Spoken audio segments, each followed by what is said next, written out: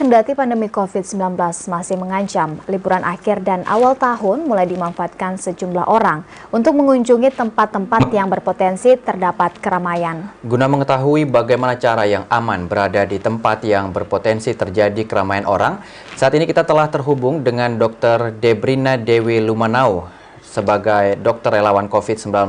Ya, selamat sore Dr. Debrina. Ya, selamat sore Dr. Debrina.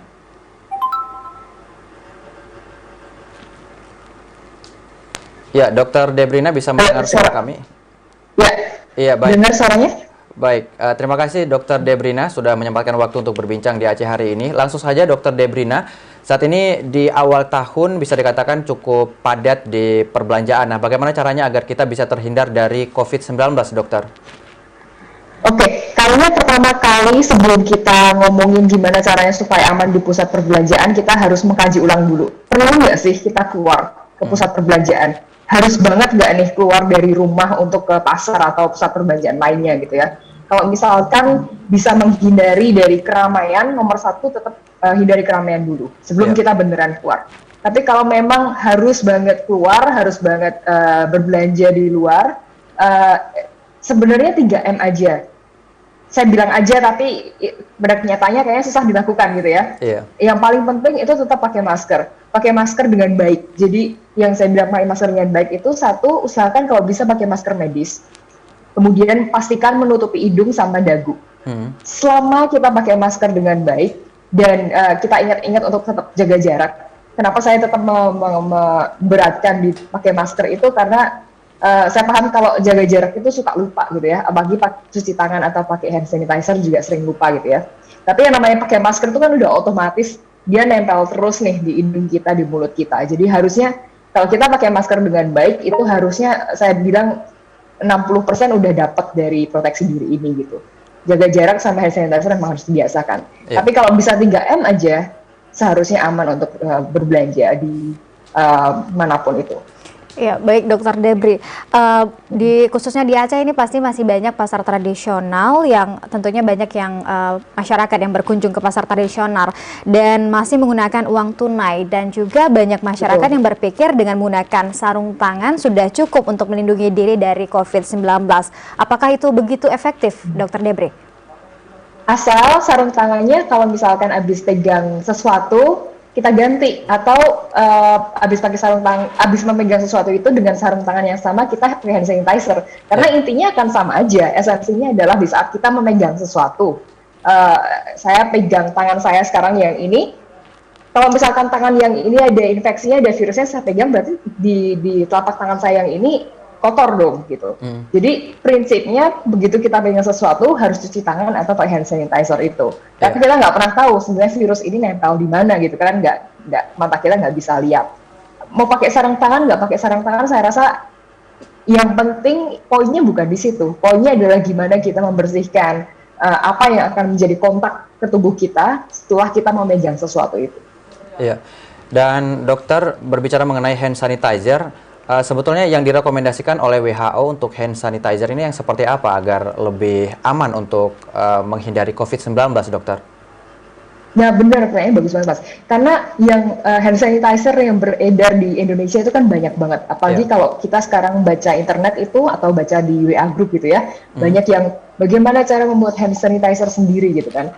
Padahal jelas rekomendasi dari CDC atau WHO, hand sanitizer yang dapat dipakai untuk membunuh mikroorganisme, baik virus atau bakteri, itu yang kadar alkoholnya minimal sekali 60%, dianjurkannya di atas 70%, tapi minimal sekali 60%. Jadi kalau misalkan kita mau beli hand sanitizer, dibaca dulu tuh di belakangnya, biasa akan ada tulisannya alkoholnya berapa persen.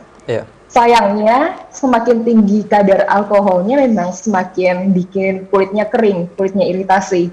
Makanya kami tenaga medis banyak nih yang kulitnya yang kering banget sampai lecet-lecet karena emang kadar alkoholnya yang kami pakai tinggi, gitu kan. Tapi untuk proteksi diri saya rasa nggak ada yang terlalu berlebihan ya untuk proteksi diri kita. Ya, Dokter Debri, maksud saya pastinya tentunya pada libur panjang kali ini pusat perbelanjaan pasti banyak dikunjungi masyarakat, dan namun beberapa pusat perbelanjaan mungkin tidak terlalu ketat untuk menerapkan protokol kesehatan.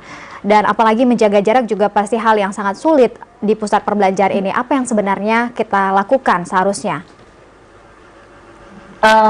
Sebenarnya kalau misalkan jaga jarak itu tidak memungkinkan, karena kita manusia ya Mbak ya, saya paham benar gitulah ya, walaupun ini bukan sesuatu yang natural buat kita manusia untuk menjaga jarak, kita kan makhluk sosial.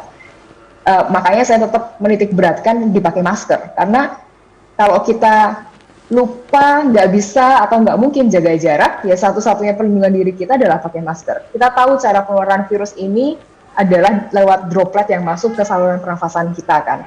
Jadi kalau misalkan kita bisa menghindari saluran pernafasan kita, hidung atau mulut, ya semoga aman. Jadi ya sudah, pakai masker aja. Jangan lupa cuci tangan atau mandi setelah dari kerumunan itu sebelum kita pulang ke rumah. Dan udah, berdoa aja Mbak. Iya. Baik dokter, ketika kita berada di tempat perbelanjaan atau juga di tempat hiburan, nah biasanya tempat untuk mencuci tangan ini kerannya itu kan kita akan memegang lagi setelah kita mencuci tangan begitu ya. Benar. Nah apa yang harus dilakukan? Apakah setelah mencuci tangan dengan sabun kita harus menggunakan hand sanitizer juga dokter?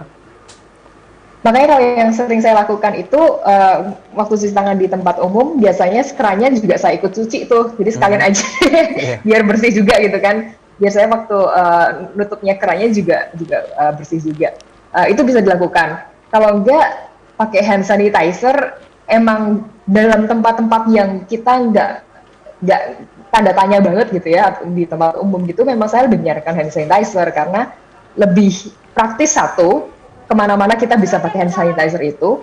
Kemudian ya itu tadi ada kerannya, nanti belum kalau basah anduknya sama gitu kan, udah berapa orang pakai anduk yang sama lagi, tisunya nggak ada dan lain-lain.